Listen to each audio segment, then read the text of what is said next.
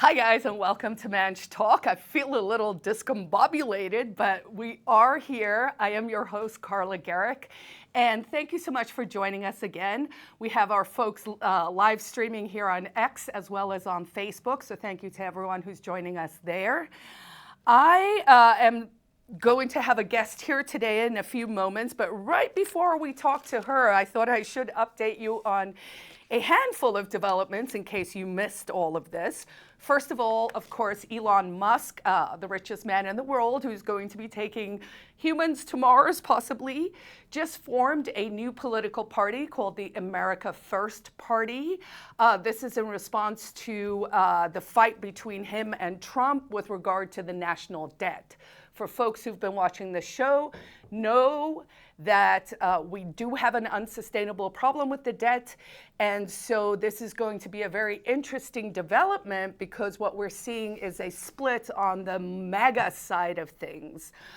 For what it's worth, and folks can go find content on my website, carlagericke.com, I think there's a real opportunity for libertarians to partner with Musk to encourage him to do a play that involves 50 states first, so New Hampshire first, Texas first, Florida first, and basically what we do is we empower states' rights and nullification of the federal government by having states start to say, you know what, no, we don't want the EPA.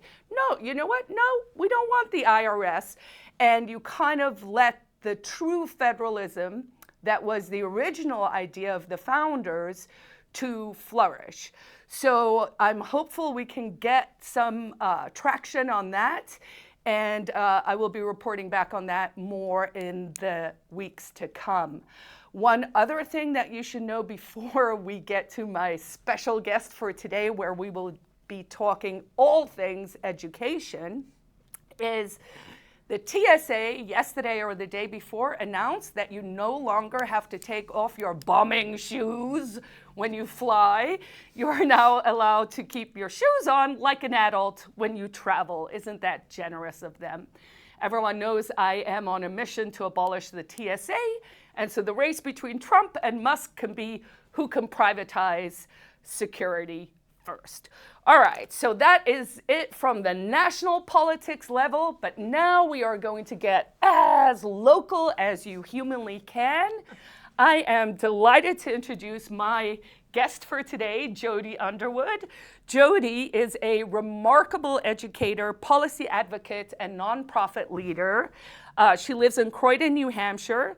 Jody has a PhD in learning sciences, and you have dedicated over 20 years to designing and integrating innovative audio, video, and music technology into K-12 education, at least according to Grok.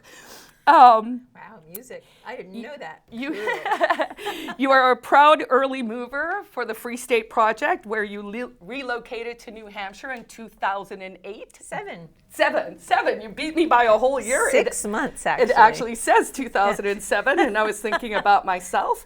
And for 13 years, you selflessly gave your service to the Croydon School Board, where you also served as chair for many, many years, and perhaps where people did not appreciate your contributions as much as they should have.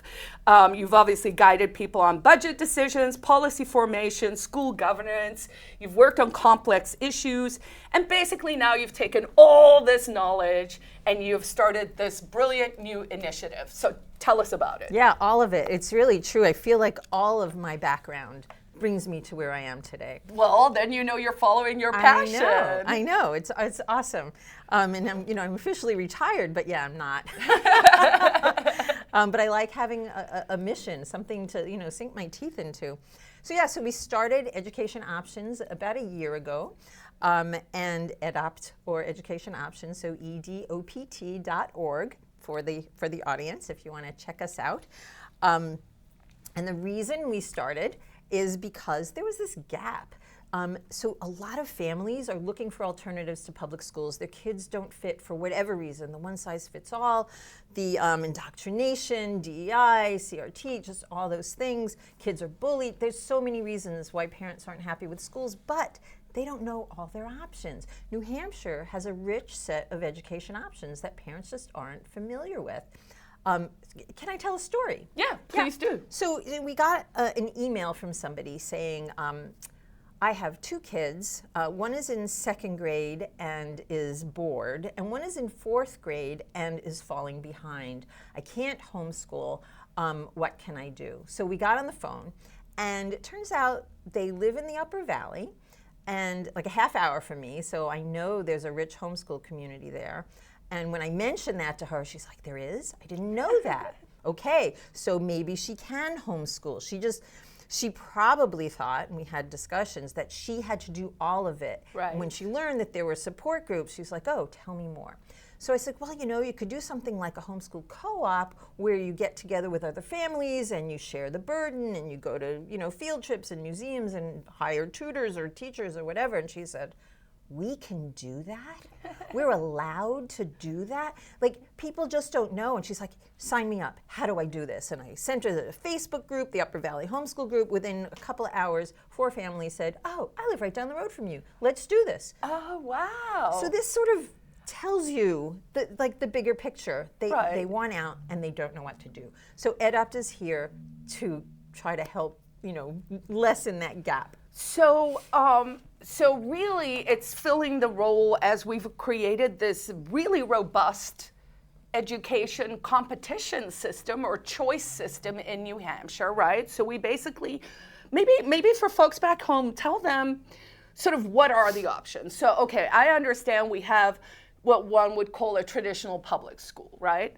Then there are charter schools, then there's homeschooling, then there's micro schools, so can you run us through some of those? Maybe start, okay, a traditional public school is the one on the corner, it's brick and mortar, that's where the teachers go, that's where the teacher unions freak out, that's where, there are issues, that's maybe where, it doesn't seem commiserative with the amount of money we're spending. The results we're getting are a little, questionable. So those are public schools. Anything to add there? To public schools? Well, there are some programs that the state runs to help kids in public schools. So one is called Learn Everywhere, okay, that most people don't know about. So Learn Everywhere is a program that basically, if you're already doing something outside of school, you can get credit for it in your local public high school toward graduation. So what do people use it for? They use it for things like martial arts. Okay. They use it for flying lessons. Can I do cooking schools? You just have to get approved as a provider by the state, and I don't think it's difficult to get approved. All right. And then they can get, it's usually just elective credit that they get for something like that, but yes, they could get credit for that. Or you could hire a tutor to, and the tutor has to be approved by the state, but you can get credits, and the schools have to let you. It is a law. And so, okay, so that's Learn Everywhere. I believe that was started under the Commissioner, Edo Blue. Is that something you pay out of pocket for? Yes. Okay, so that one you pay out of pocket. The idea is it's things you're already doing. Okay, so it's almost like you're extracurricular and you can get credit for it, but you're still paying for it. Okay, that's Learn Everywhere out of the public schools. Right. All right, now let's look sort of at the landscape of what else is there and kind of give me a breakdown, because honestly, every time I hear something, I'm like, wow, that's kind of neat too. Right. So yeah, so what you left out of the traditional side was private schools. Okay, yes. And that includes religious schools too, right? Okay. But then, you threw out a bunch of names about the homeschooling area. And so you have homeschooling, you have homeschool co-ops, which I just described. And then you have learning centers or micro schools. And a lot of people don't know what those are. Okay. And basically, I don't like the term micro school because it sounds like a school and you have to get permission to be a school from the state, but you don't. Okay. I prefer learning center or learning club. And you have to officially homeschool your kid in order to send you to such a place. And it could be it's set up however the people in that community want it set up. It could be a full-time drop-off program, and we have some like that in New Hampshire. It could be we offer classes, and you can sign up for a class. It could be 1 day a week. It could be every day. It could be 2 hours a week. It could however that works out.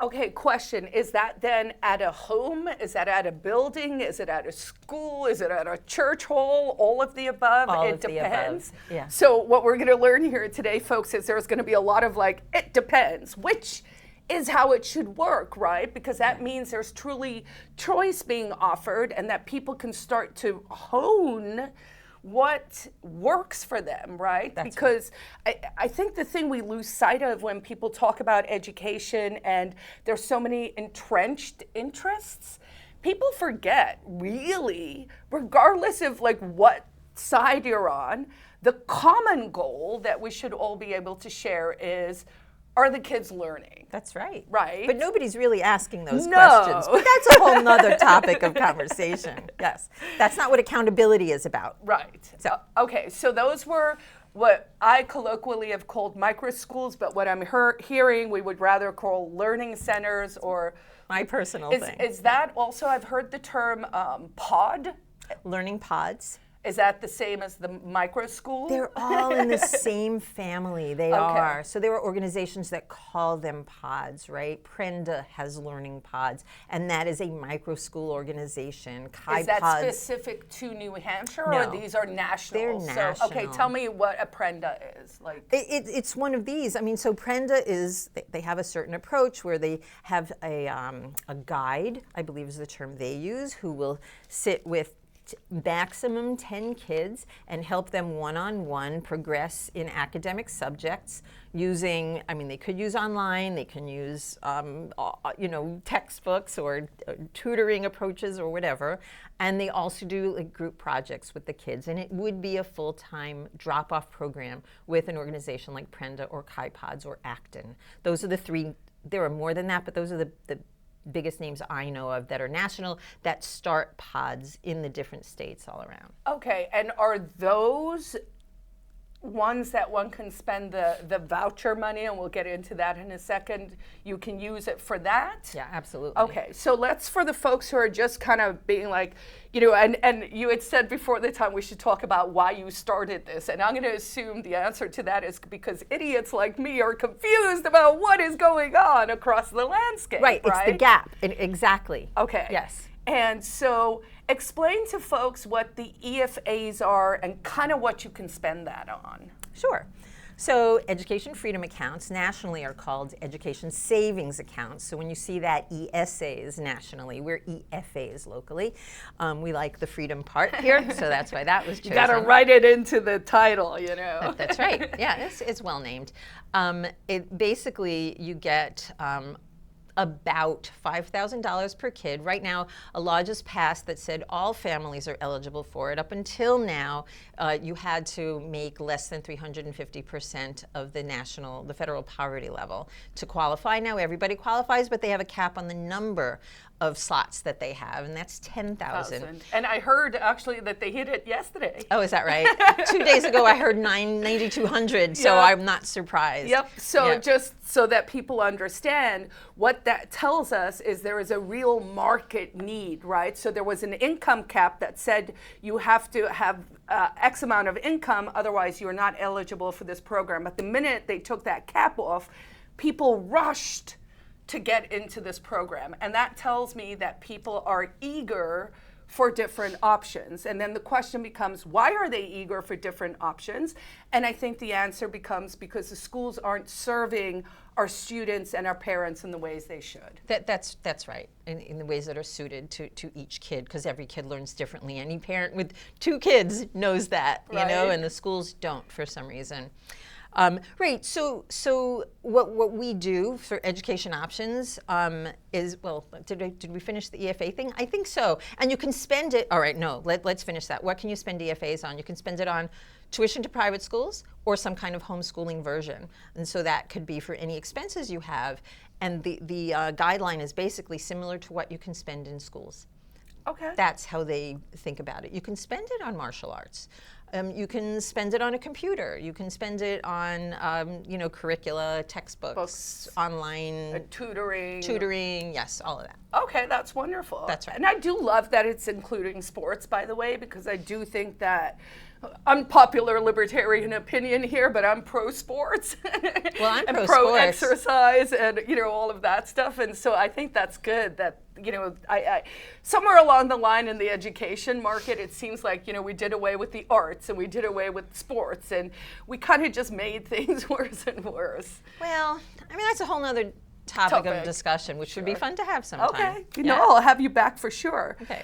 But let's talk about what EdOpt does to try to meet the goal, right? So we take a three-pronged approach. The first is we have face-to-face expos around the state. So we've been around about a year, and we've done 12 expos so far. Wow, yeah. Good for you. Yeah, yep. And there was one, could you tell the anecdote about the one in, was it Wentworth? Wolfboro. It's Governor Wentworth School District, that's right. Let me lead up to that. So first of all, the expos, we invite all of the education providers in that region. So like within a half hour of that target point where the expo is going to be, we have local people organizing them. Nice. Where EdOpt is back-end support. We do advertising, social media. We set up events. So we do that stuff. But locally, we need people to invite their local people.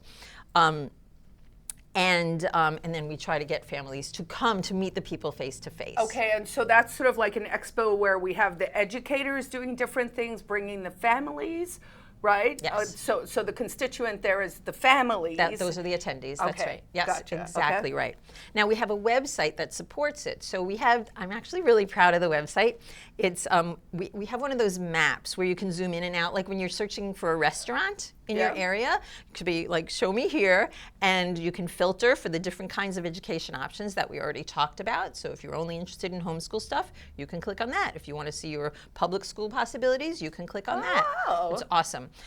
So that's what we use for the local providers to invite the local organizers to invite all the providers to their expos. So they have a good starting point for that. So how did you collect that information? Was that like a huge project? It must have been. It was a huge project, but what we simply did was we scraped the state website for public, private, charter, and Learn Everywhere and all that stuff. And then we scraped the Granite State Home Educators website for all the homeschool stuff.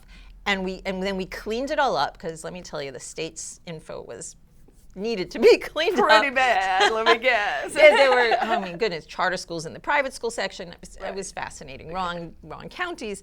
And then we keep building. So that's why local organizers are important, because they'll know things that are there that aren't on our website. So then we add to that. Oh, wonderful. So that's the way to do that. And the providers are starting to think of themselves as partners with us. Nice. Because they're interested in the same demographic that we are, families with kids in public schools, and not just in public schools, but of school age. Because what we're finding is a lot of homeschoolers are interested in this too. They want to know, like, show me all the activities that we can do. What are the camps? Where are the tutors, right? They're really, and preschool is another one that they're interested in. Yeah, I could see that. Yep, so we're getting all of that there. And then our third thing is that we do consultations. And it's easy on our website to just find a time that you can talk with me. Right now, I'm the person who does the consultations. My background is vast, as Carla already explained. Even the music. Even the music. So those are the three things we do: website, expos, and consultations. And so the website is edopt.org. And Jody's very impressed with me, because usually I transpose those two things. So I've been forcing myself to be like, Good it's job, E-O-E-O, not O-E-O-E. That's right. Yeah. Don't tell people the wrong one. edopt.org, and that's where folks can go and actually like do that Zoom in. One of the exciting things I think is that whole feeling that gap you talked about that you guys are fulfilling is really the, oh, I'm not alone. That's right. Feeling, right? Yeah. Because so many parents are like, look, this option isn't working for my kids, but I'm not sure what to do. And so you almost become like a guru or a guide to be like, hey, have you thought about this? What about this? Look at this, and then people are just surprised by all the things they can really do. That's absolutely right. What they are allowed to do. Yes. So do tell folks about was it the last expo you did, or the second to last? Or you're going to be like, that was 5 expos ago. No. It was definitely recent. So normally we have a hard time reaching families with kids. And so, we'll get anywhere from, sadly, 2 to 20 or so attendees. But everybody always has a good time. Everybody learns something. The providers are like, yes, I'm going to keep coming. So these have all been positive experiences. But the Wolfboro one was interesting in a number of ways. So Representative Glenn Cordelli organized it. And he probably advertised it well to the Republican people there, his constituents. There was a large homeschool turnout there and a large public school turnout. It was like 50-50, not quite, more homeschool than public school. But the kicker was one of his, a Democrat person who was running against him for state rep, doesn't trust it because Glenn is running this expo. She organized a protest outside of the expo. Okay. And there were probably 20, 25 people there, wow. Holding signs saying, save our schools, save, Governor Wentworth School District. And what they didn't know was that, well, we invited Governor Wentworth School District to be part of the expo. They are one of your choices.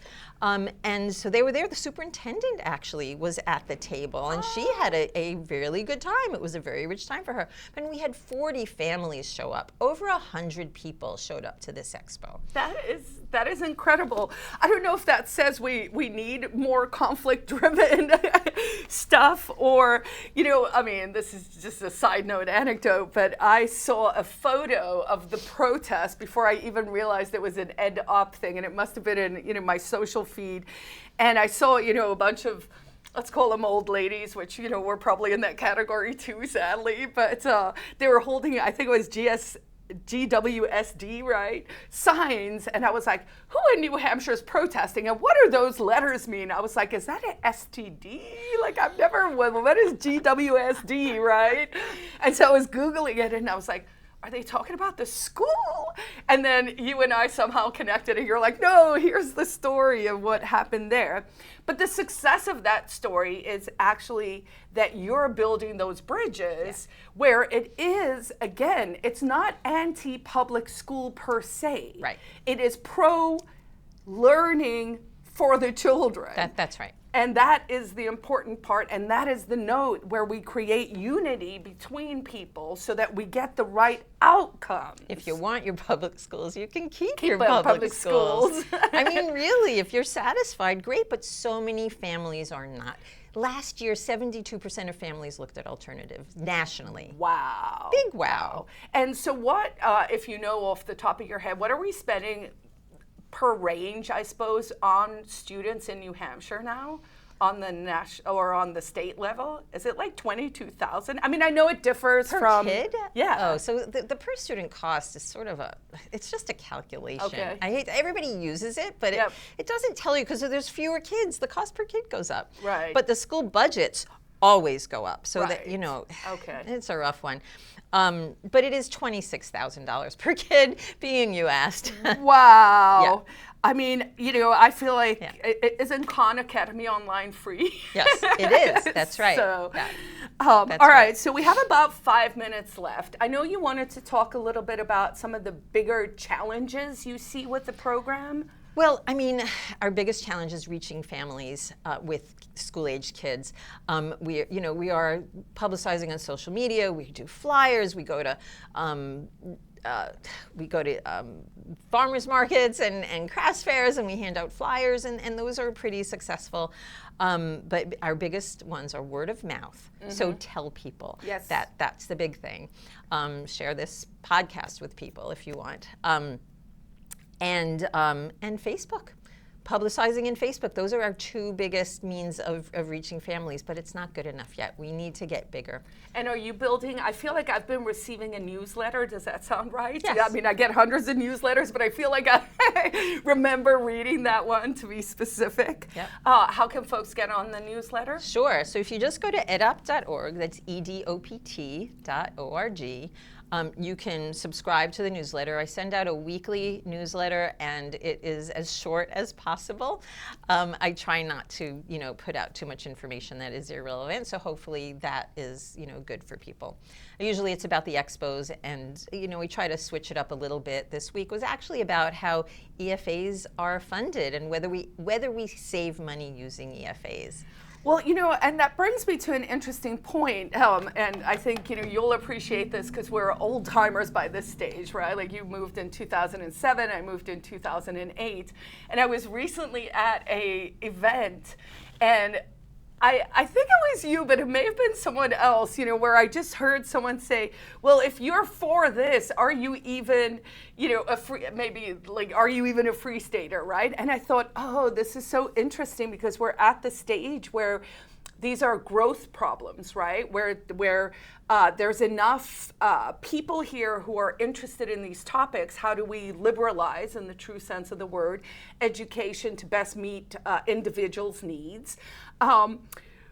But where we're all like, actually, we kind of all have different ideas. And I feel like EdOpt is such a brilliant approach because it really is just saying to folks back home, hey, here are your options. I'm not even sure which one's the best, but maybe you have a favorite. Right. Do you have a favorite child? I always start with the homeschooling side. And if that's not, good for people, good, we'll move to other things. And what do you like about the homeschooling? I think parents care more about their kids than anybody else, and they want their kids to succeed. So the more parents are involved in their kids' educations, I think the better for the kids. Do you think it's true that post-COVID, I've heard that parents were really genuinely shocked during COVID when they discovered what the education landscape looked like? That was the start for this. Okay, so we need to take the impetus from something terrible and bad that happened, the response, not the virus, the response to the virus, and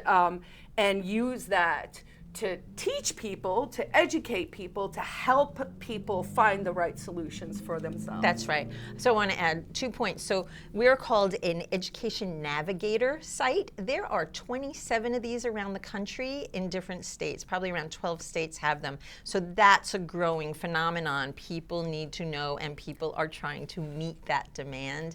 And the second is that EdOpt is a 501c3. So we're a nonprofit organization, and we accept happily donations because it helps us with our mission. We're looking into grants, and so far our fundraising has been great by generous people, so we're very happy with that. But I invite you, there's a donate button right on our page. All right, well, we're down to our last minute. This always goes so fast. I will definitely have you back so we can talk on more micro details about different things, right? Sure. And help people really understand. But I think for folks back home, the takeaways today are edopt.org, donate, sign up for the newsletter, get involved, make sure that you are showing up, help, and can people volunteer as well? Yes. Last call to action. Organize an expo in your area and start a learning club. Okay. We need more for the demand of people who want to get out. So there you have it, folks. Thank you all so much for joining us again for another edition of Manch Talk. I will be back here again next week. And in the meanwhile, go visit Jody's site, support the people who are actually making the fundamental changes in New Hampshire that we need to do. Thanks so much.